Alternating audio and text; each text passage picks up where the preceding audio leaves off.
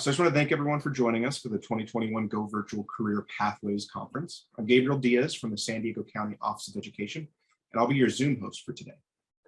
Please feel free to use the chat to ask questions throughout the session, and they will be answered at the end. And now I'd like to introduce Emily Moy with the presentation, Writing Curriculum that Grows and Adapts with the Real World. Oh, that's me. Hey guys. Sweet. All right, this is going to be super informal. There's only like 12 of you. I assume most of you guys are teachers. I assume teachers are the ones who would be interested in a presentation like this. I am a teacher, and I'm basically going to be talking about curriculum writing, which is part of our job, but also kind of not part of our job in CTE, and kind of the paradoxes that go with that, and how you can streamline your curriculum writing process. Just lots of trial and error that I've figured out that I'll just hand over to you. So a little bit about myself. I teach at Patrick Henry High School. We're a public high school in San Diego Unified School District. I teach math, but recently I've been teaching only engineering because we have a pretty large program at our site. We have 2,600 students on campus, and about 550 of them are in our engineering pathways. And we offer the engineering design and engineering architecture and also computer science pathways, which is 10 courses and 4 teachers, and also it's gotten pretty big over the last couple of years. And I've been teaching intro to design for like about 8 years and civil for about 5. And then the honors architecture is the capstone course for the architecture pathway, which we just got approved through UC a couple years ago. So if you have an architecture class and you're interested in doing that capstone for honors credit, please feel free to follow up with me. I can help you guys get that set up. And so I wanted to talk about basically the issue of curriculum. When we teach CTE courses, especially those of us not actually coming from industry. I know I personally came from teaching math and was kind of sucked in. Someone said like, oh, you seem like you could teach engineering, and then here's the curriculum, and it was all thrown at me and I had to kind of learn it. But regardless of what's going on, whether there's a global pandemic or not, the world is changing constantly.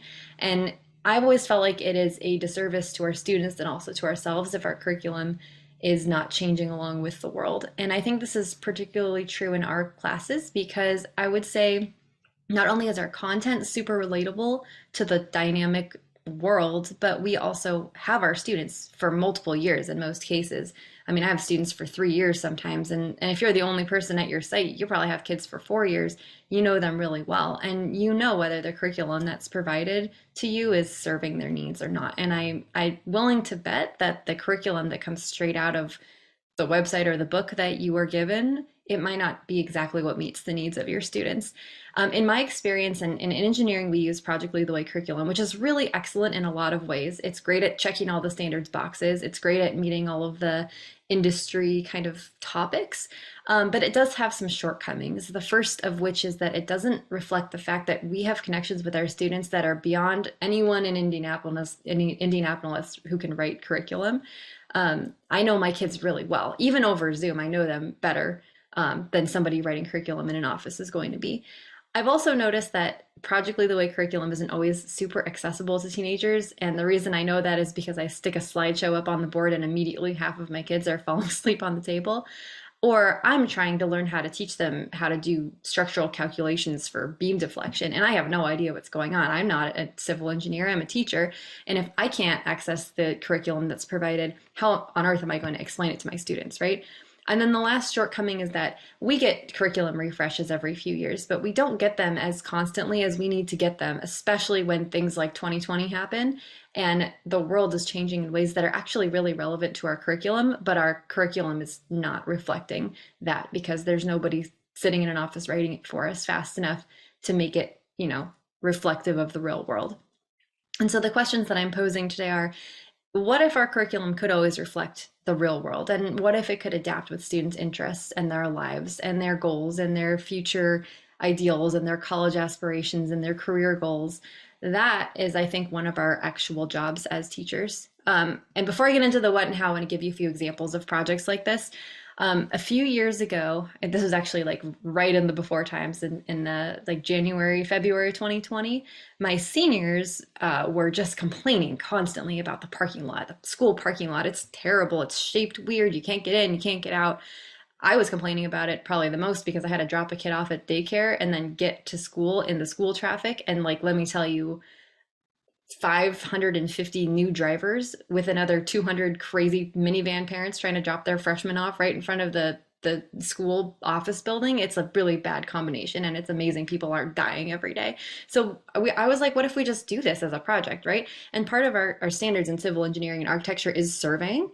And so my students, we went out there and we sketched out the whole thing. We looked at ingress and egress. We looked at building codes. We decided if we were in violation of codes. We are, by the way, but we're grandfathered in because we're too old to actually make structural changes. And then we went out and surveyed it. These are my knucklehead seniors with their auto levels, which they learned how to do their junior year. And by senior year, they think they're done. No, we're going to go out and survey the whole parking lot, which took like a week longer than I thought it would. So that was a fun surprise. I was like, are you guys done? Nope, we're not done. I'm going to do this another day. I think they might have been procrastinating a little bit because it was fun to go outside in the parking lot. But we did survey the whole thing. And then they were able to come out and put together a new proposal. And some of the ideas were structural, like a sky bridge for pedestrian. Like this isn't feasible for us to actually do, but some of them were usage. How are we going to adjust our permitting? How are we going to adjust our enforcement? How are we going to adjust our aisles in a way that makes more sense to us?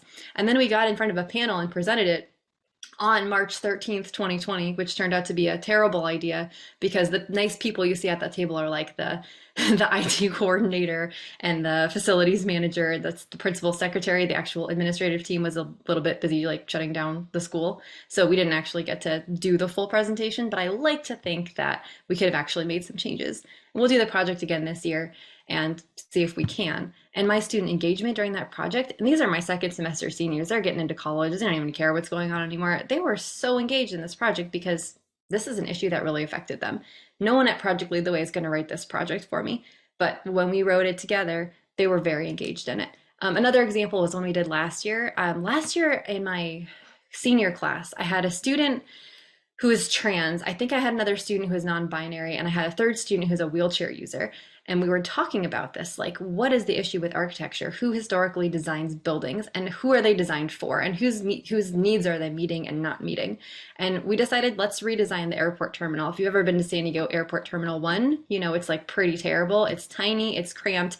If you're in a minority group with special needs, it's impossible. If you're in a wheelchair, if you're taking care of somebody who can't take care of themselves. And so we focused on three populations. We focused on people who traditional bathroom divisions are not serving. We talked about people with disabilities. We talked about people who are caretakers of young people and older people. And I actually had a guest speaker come in on Zoom from each of these populations and like actually talk to the kids about their personal experiences, and they redesigned it. And over the course of the project, that sort of turned more into like just a bathroom redesign, which is like fascinating. I could have spent another whole 3 weeks on just that. What is a public bathroom? How is it serving and not serving the needs of different populations? And who designed it in the first place? And who were they not thinking of, right, when they made those choices? And again, even on Zoom, like my engagement was amazing. I had kids turning on their cameras to talk to guest speakers and asking me questions and sending me texts, after hours to really get into this project. And it was really, I think, relatable to a lot of them. So the point here is that, in my opinion, as a teacher, your student engagement really starts with you and your curriculum, honestly. And this is not really easy to hear because it's a lot of work, but your curriculum a lot of times really does have to start with you as well. And yes, it is a lot of work. And the rest of the presentation is going to be focused on ways to make it less horrible to write all of your own curriculum.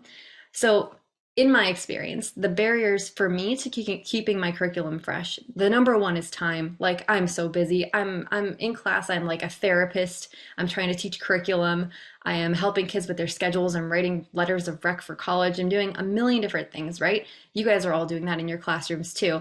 If you had more time, it would be a lot easier to get this stuff done. Inspiration. Sometimes I'm just like so burnt out from working all day that I do not have the energy to think about these projects. And then the last one, is obviously compensation. Most likely you're not getting paid to be doing this. You're doing it for your own classroom and for your own students. And so you have to find a way to find that motivation, right? But as teachers, our skill set is not the curriculum that we're teaching. We're not doing this job because we're really good at engineering or math. We're doing this job because we're really good at communicating. And the reason why CTE teachers are able to, sometimes we'll throw a class at you. Oh, this year you're teaching POE. Did you know that? Oh, by the way, you're teaching it. It starts tomorrow.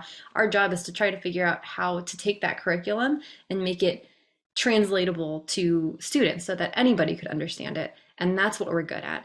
And so the goal for me personally, and also I kind of just get bored doing the same thing over and over again. My goal is always to be constantly adapting my curriculum while staying within the boundaries of standards. And in order to do that, I find that as you practice, there are a lot of tools you can use to make it more efficient. So yes, it does take time. It does take inspiration. You're not getting paid for it most of the time, but I'm gonna show you a bunch of templates that I've made, which hopefully you can totally take it and run with it, whatever your comfort level is. But for me, it streamlines the process of writing curriculum and makes it a lot less painful so I can focus on the exciting part of it. Like, what are the actual projects going to be and how are we going to do them? And so I kind of divided into 4 steps. The first one is the brainstorming process, which is what is the project going to be? The second one is the one that takes all the time, which is planning the actual curriculum. And whatever your lesson plans look like to you. To me, I don't write lesson plans. I haven't done that since grad school. I only do that if someone's going to walk in my classroom and observe me teaching. A formal lesson plan to me looks like what's the deliverable on the student end. Once I write that, I've written my lesson plan. And then steps 3 and 4 are the actual process of implementing it and then reflecting on it, which is, again, totally up to how much time and effort you want to put into keeping that lesson and changing it for the following year. So I'm going to go through these 4 steps. I have a bunch of templates for you. Everything's available on my website, which is mrsmoysclass.com. It's also, I put the link to this presentation in there as well. And I'm going to pop this back up on the screen at the end so you can ignore this right now and I'll get back to it. But all the templates are here and available. You can feel free to steal them and rework them if you feel like that's something that would be helpful for you. Okay, so today I'm going to walk you through a sample lesson that I've decided to write for my students for this year. And I'm going to take you through those 4 steps with my sample and then kind of wrap it up after that. So last summer, I had like these 2 days when my kids were like in daycare and I wasn't working yet. And I was like, this would be a great time to lesson plan. So I dropped them off. I went home, I turned on the TV, and then I spent like an hour trying to decide what to watch on Netflix, which was definitely not productive, but this is where I landed. I don't know if you guys have seen this show, but it's weirdly captivating. And I spent like an hour watching it, and then I was like, this is terrible. What am I doing? I'm supposed to be lesson planning. And then I was like, what if we could do this in class? Like, what if I could have my juniors show up one day and be like, don't touch the floor, get to your desk, but don't touch the floor. Like, wouldn't that be fun? Maybe there's a way I could make this actually relate to my curriculum. So the idea came from just something I thought it would be fun to like watch a bunch of 9th to 10th graders like jump around the classroom, give them like stepping stones and stuff. I haven't done this yet, by the way. I'm going to do it later this week, so I'll post a follow up and see if it was a total disaster. But I thought it'd be fun to watch my like crazy 10th grade boys get all their energy out doing this. And so this brings me to step 1, which is brainstorm. And I just want to throw out there that coming up with ideas is really just about attention. It's like if you get a new car. You might not have noticed the Prius, but once you buy one, all of a sudden you notice them everywhere. They're everywhere. And the only reason you're noticing it is because you're actually paying attention to them now. And ideas are the same way. Once you start noticing ideas in the world, you'll keep noticing them and you'll get better at noticing them. And maybe 3 years ago when I started teaching civil, I wouldn't have seen floor is lava and thought, oh, I could maybe make that work in my classroom. But now I do because I've been teaching it long enough and I'm paying attention to the concepts and trying to find ways to tie them in. So brainstorm.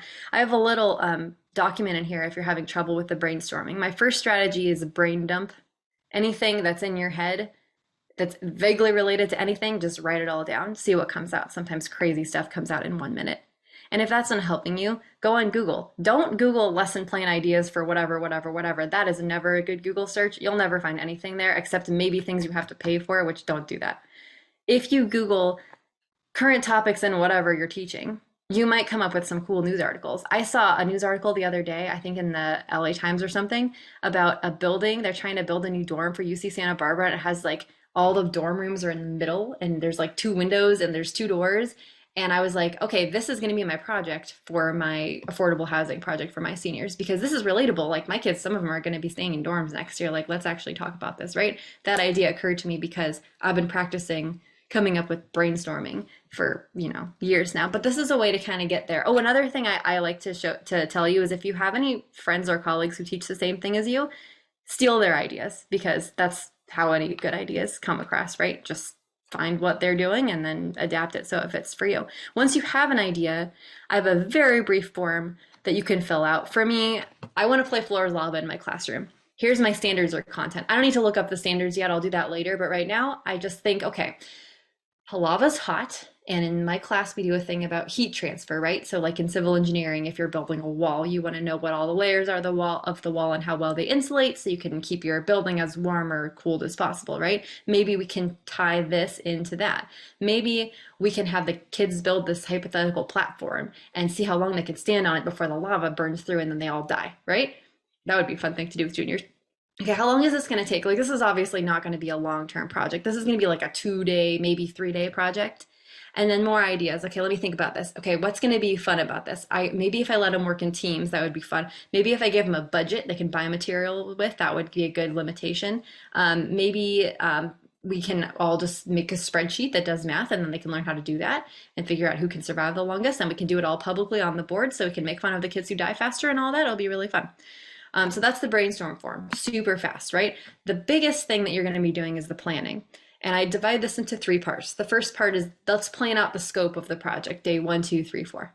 The third part is the standards alignment. I generally save that till last because it's boring. And then part 2 is the actual planning, which I kind of put in the next slide because it's too big, right? So I just want to talk real quick about how I structure my lesson plans. I found that it saves me a lot of time if I make all of my lesson plans forward facing. So the only thing I plan is what the students see. So when students go onto my website, this is what they see. Everything is itemized by list. There's links to all the projects, and what the students see is what I'm planning. There's no like back end of anything for the most part. Everything that I'm planning for them is exactly what the students are seeing. And this allows them to be a little bit more, well, hopefully a little more in charge of their own learning, their own pacing. Here's the assignment. Read through the deliverables, read through the constraints, and then do the assignment, and then here's how you turn it in, right?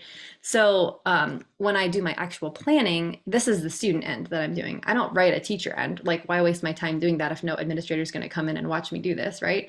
It's just a waste of my time. So what the students see is this: project title, problem statement, requirements and constraints, deliverables. In engineering, it's always constraints. Here's the rules, deliverables, here's the turn in, and then a grading rubric on the bottom. And this template is in that folder as well.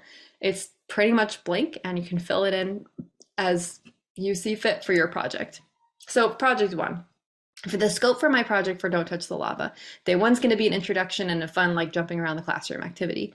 Day 2 is going to be student independent work, and day 3, I'll give them half the time to work, and then I'm going to put their numbers into like my spreadsheet, and we're all going to watch together and see how long they last and if their estimations meet mine, right? The actual requirements, as you start writing these, then you start kind of seeing like, what's the actual scope of my project? What are the parameters? What are the things I have to write? Like if they're going to make a spreadsheet, I have to make the spreadsheet to give to them. And so this is the thing that takes the bulk of your planning time, but you're actually productively creating something that students are going to be using. You're not spending your time writing ideas on the back end and then later have to go back and make it for students. That's going to save you a little time. So my problem statement: floor is lava, use only basic construction materials to withstand the lava as long as possible. The team who survives the longest wins. Here's all my actual constraints. Some of these numbers had to get worked out later as I was working the spreadsheet to make sure like no one could cheat or it wasn't too easy or too difficult. But I'm giving each student a budget. They can combine their budget, but their platform has to be large enough to support everyone. They're going to build like an actual platform out of paper and then stand on it. You can't sacrifice your group members to the lava. I'm going to just tell them that I'm gonna give them like a magical base. So if they pick like, housing insulation, it's not gonna catch on fire right away. I'm giving them, I'm giving them information about the BTUs for lava, which they're gonna need to figure out how long they can withstand it. I'm gonna give them links to all the construction materials, and then here's all the basic rules. The grading rubric, this is the same for all my classes. Everything's on a 4-point scale. So did you meet the criteria or not, basically? And that's going to be basically different based on your district and whatever your site rules are. And then the actual spreadsheet took me the longest to create because this is what students are actually doing. So they're going to have to go and look at the materials, which I've laid all out for them. They're going to have to pick however many square feet of each one. They're going to have to go and look up the R value of each material, which is how well it insulates, and they're going to have to do the math. This is actually my teacher one. Theirs is blank, but I put in a teacher one so that I could have it do the math for me because, then I don't have to multiply things. But if they're smart enough to figure out how to use spreadsheets, then they could do it that way. Otherwise, they're going to probably just have to multiply themselves. So their job with their team is to fill all this out, right? And so once they're done, they're going to estimate how many minutes are they going to survive. And then on the last day of the project, they're going to tell me their materials. I'm going to put them on the board and I'm going to find out how many minutes they're going to survive, when we're going to look at whether they were accurate. That's how they get graded. And then we're going to compare them to all the other teams and see who survives the longest. And I've sort of devised it in such a way that they can't spend all their money on the most insulating materials. So they're going to be able to hopefully have like not all the same answer. We'll see how it goes. The last part of standards alignment, my personal recommendation is take all your standards, stick them in a Google document so that you can search it using your Command F. And then once you get familiar with them, it becomes really easy to figure this out. So my first standard is I'm going to compare, basically I'm going to do, well, actually like the real thing I'm doing is like the transmission load, right? But another thing I'm doing is also kind of a cost analysis, which I didn't really think about going into it. But if they have a budget and they've got to look up the cost of materials and then compare them, there's another standard right there. Do this last. This doesn't take very long once you've written the project. But if you start with this, you're going to be like, I'm so bored. I don't want to do this anymore. All right. So I added up how much time this all took me. The brainstorm was like 10 minutes. The project scope and the rubric and the standards were like 5 minutes. The planning document took me a solid hour, which I think is, it's not my best, honestly, not my best time, considering this project is going to take about an hour and a half, and it took about an hour and a half to plan. But I think if you could get the 1-to-1 ratio or lower, that's pretty good. If you have a long project, like a 12-week, they're building a residential project or something like that, then obviously your planning will take you a little less time. And I also would like to know that for me in project-based classes, my kids are building stuff all the time, and I am not always like talking. I'm not always really 100% on with them. Sometimes I can sit at my desk and do lesson plans during class, which is what I did for this one. So I didn't actually do this at home at all. And if your class is structured like that and you're a facilitator and you can take the time in class to kind of work on stuff, that makes it go really fast. Website? Hmm? The website, somebody has to leave, so they want to know where they can find this. Oh, sorry. Put it in the chat. This is moistclass.com. Yeah. Thank you. Sorry, my co-facilitator just is in the same house as me. It just popped in. Okay, step 3 is to implement your project. This is not the same project because I haven't done it yet. Unfortunately, I don't have pictures of kids jumping around the classroom, but I will take them this week, and hopefully it will go well. That's just in class time, so I don't count that towards your time really. And then the reflection. Personally, my favorite thing to do is take notes after they've done the project. And where I put those notes is directly on that project document. Because frankly, after a project's over, I have no desire to work on it anymore for the rest of the year. It's done. But if I put my notes on here, then next year when I pull it up 2 days before to work on it, I see my notes on the top and I have the energy and interest to take those little notes and incorporate them in. And so then it's kind of a maintenance issue the following year. I can say, okay, I'm going to do this project again. Here's what worked. Here's what didn't. I'm going to make these changes directly on my document 3 days before I do it when I actually care, as opposed to after I do it when I don't care anymore. Some other options are student feedback form. I have one of these on the documents on the website. That's a sample Google form if you want to use it. This is kind of hit and miss for me. I feel like some students have really good feedback and some of them really don't care that much. But occasionally for big projects, I do like to get their input on it. And usually my favorite thing to ask is, what should I do differently? Because sometimes they have some crazy ideas, some of which are usable and some of which are just funny. And then I read them out loud to the class and we all laugh. There's also a little reflection form here. I personally don't do too much of this, but there's a sample grading rubric that you could use as well that'll do the math for you. And then I also wanted to talk about outreach, because in CTE courses, particularly in engineering, this is a huge part of our standards, is getting community members from industry involved with the students. And I have a lot of thoughts on that after doing this for many years. I love to get my community partners involved, but I have noticed that there are ways to do it that increases engagement a lot more than others. So having someone come in as a guest speaker is, in my opinion, like the absolute worst way to incorporate an industry professional, because they will come in your classroom, they will talk about themselves for an hour, and the kids who are interested, which will be like 3 of them, will be great, and the other ones will be like very politely zoned out for the whole time. So my favorite way to get industry contacts involved is either to bring them in as consultants or as judges. So when I bring them in as consultants, for example, last week, 2 weeks ago, I was having my seniors design a medical clinic, and I had a contact who was an architect who worked at UCSD designing lab buildings.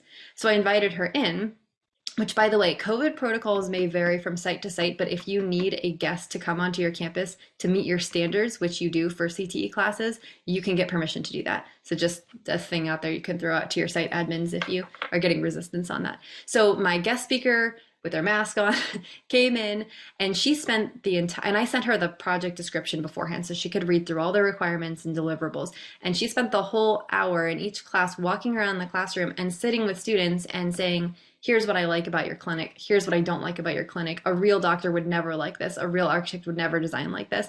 And that way they get the feedback from the professional who's a real architect. I'm not a real architect, so I don't have that feedback.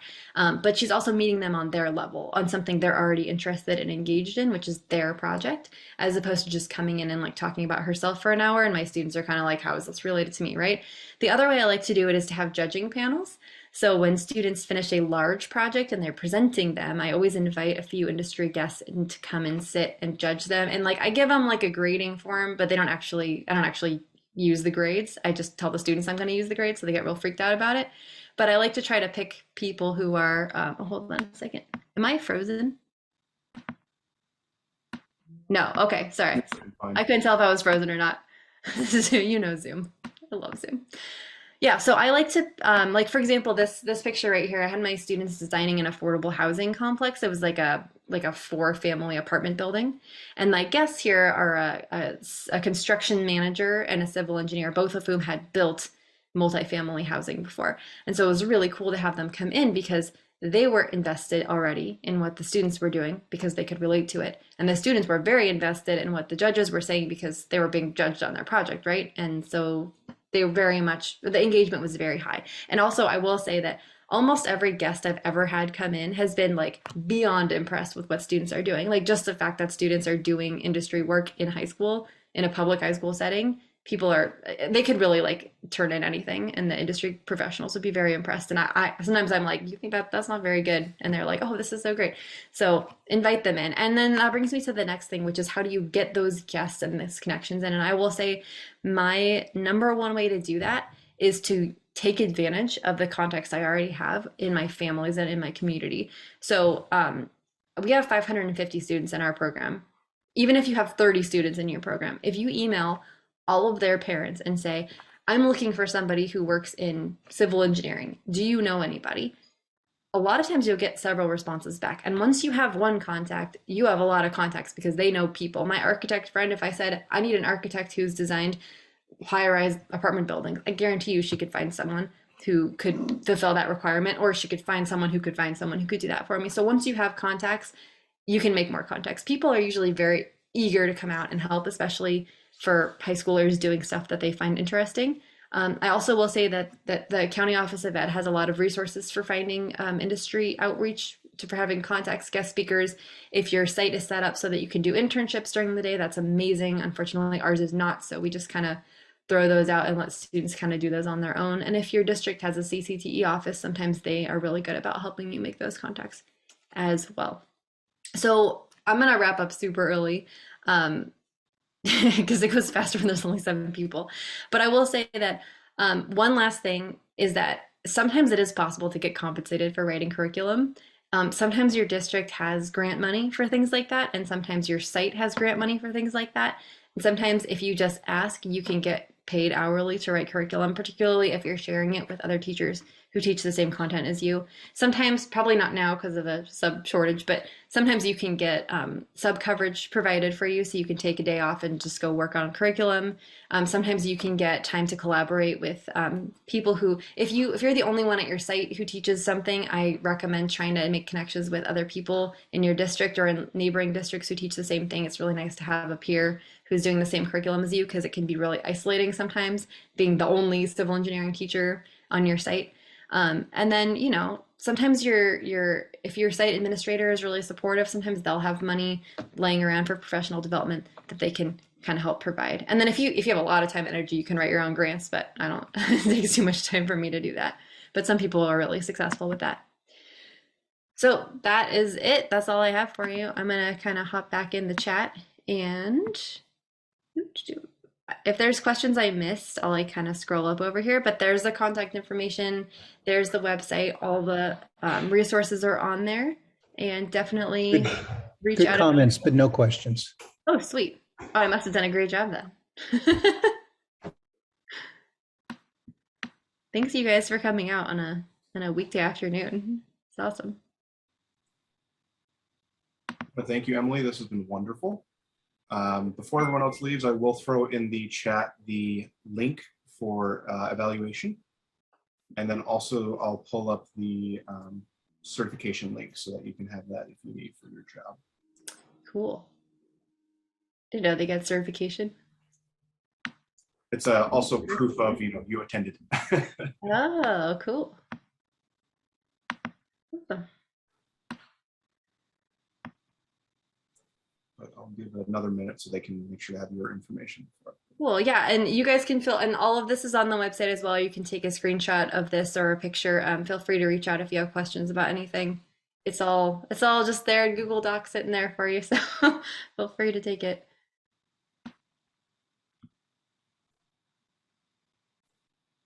I'll let you know how the lava thing works out. I figure it's either going to be like an amazing success or it's going to be terrible.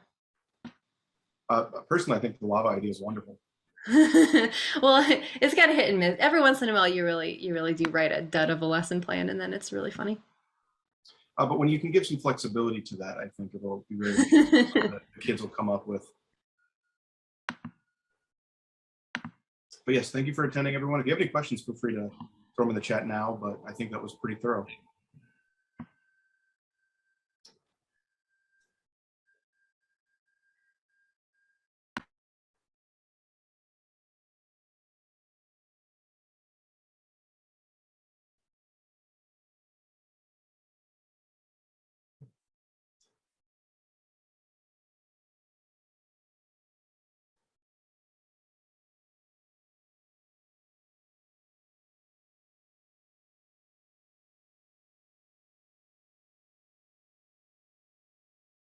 Actually, I have a question if you don't mind.